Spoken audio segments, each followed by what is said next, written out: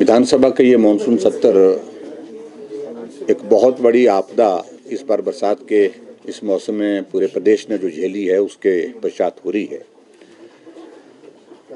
और स्वाभाविक रूप से सबसे बड़ा मुद्दा इस विधानसभा के सत्र में आपदा का प्रबंधन, जिन लोगों के घर चले गए उनके लिए पुनर्वास की क्या व्यवस्था और जो क्षति हुई है उन सारी चीज़ों को लेकर के हम चर्चा करना चाहेंगे।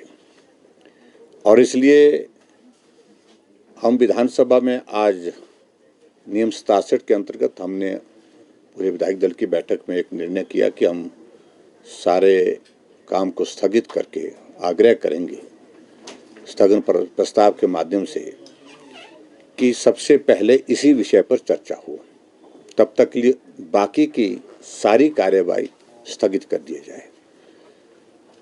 और मैं उम्मीद करता हूं क्योंकि इससे बड़ी घटना, इससे बड़ी त्रासदी पिछले 100 सालों के इतिहास में प्रदेश ने नहीं देखी है। और ऐसी परिस्थिति में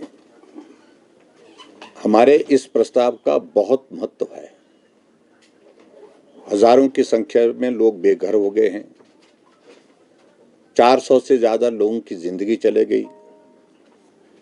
अभी भी प्रदेश में बहुत जगह सड़कें बहाल नहीं हो पाई, पानी की स्कीमें बहाल नहीं हो पाई हैं, बिजली बहाल नहीं हो पाई है, कम्युनिकेशन भी प्रभावित है।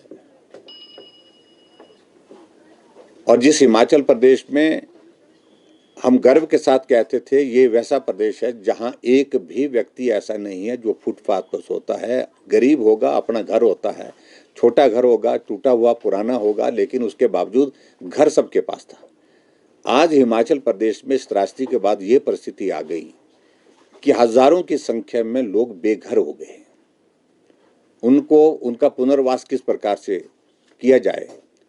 लोगों के 400-400, 500-500 प्लांट्स जो 20-20, 25-25 सालों से फल दे रहे थे वो बगीचा ही चला गया। बाकी सरकारी संपत्ति को जो डैमेजेस हुए हैं वो तो है ही है, जो इंफ्रास्ट्रक्चर को, चाहे वो रोड्स हैं, चाहे वो और भवन है। तो ऐसी परिस्थिति में प्राथमिकता मुझे लगता है कि सरकार की ओर से भी ये होनी चाहिए कि इसी विषय पर चर्चा हो जो आपदा आई है। और इसलिए नियम 67 के अंतर्गत आज हमने आग्रह किया है कि इस आपदा को ध्यान में रखते हुए तुरंत चर्चा, और सभी माननीय विधायक इस पर चर्चा में भाग लेना भी चाहेंगे और प्रदेश की सारी परिस्थिति के बारे में ये सदन चर्चा करे, इस बात के लिए हमने आग्रह किया है।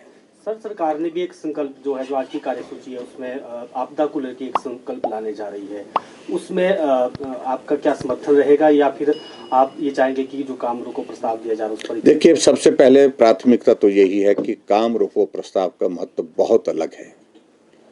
केंद्र से मदद मांगने की बात हम पहले से ही कर रहे हैं और विपक्ष की ओर से हमेशा हमने प्रयत्न किया है कि इस आपदा की घड़ी में हम केंद्र से जितनी भी मदद कर सकते हैं, मांग कर सकते हैं, वो हमने मांग की है। व्यक्तिगत रूप से मैं केंद्र में एक बार नहीं अनेक बार गया और केंद्र से मदद आई भी है। और ये भी मैं कहना चाहूँगा कि अभी तक हिमाचल प्रदेश में जितनी भी आपदाएं आई हैं, सबसे ज़्यादा मदद अगर मिली है तो वर्तमान अभी हमारी केंद्र की सरकार ने दी है, और आग्रह करने में कोई आपत्ति नहीं है। लेकिन जिस प्रकार से कांग्रेस के सरकार की ओर से जो प्रयास हो रहे हैं, वो प्रयास हो रहे हैं कि सारी इस आपदा का जो प्रबंधन की दृष्टि से जो उनके हाथ खड़े हो गए हैं, ये सारा ठीकरा केंद्र सरकार के ऊपर फोड़ा जाए। इसमें पहली जिम्मेवारी, सबसे बड़ी जिम्मेवारी प्रदेश सरकार की है और केंद्र सरकार लगातार मदद कर रही है और मदद करने का आग्रह कर रही है प्रदेश सरकार। तो केंद्र ने अभी मना नहीं किया कि हम नहीं करेंगे। तो इसलिए इस सारे विषय पर हम जब चर्चा होगी तो विचार करेंगे, लेकिन पहली हमारी प्राथमिकता सीधी है कि नियम 67 के अंतर्गत यानी कि स्थगन प्रस्ताव के माध्यम से इस पे चर्चा होनी चाहिए।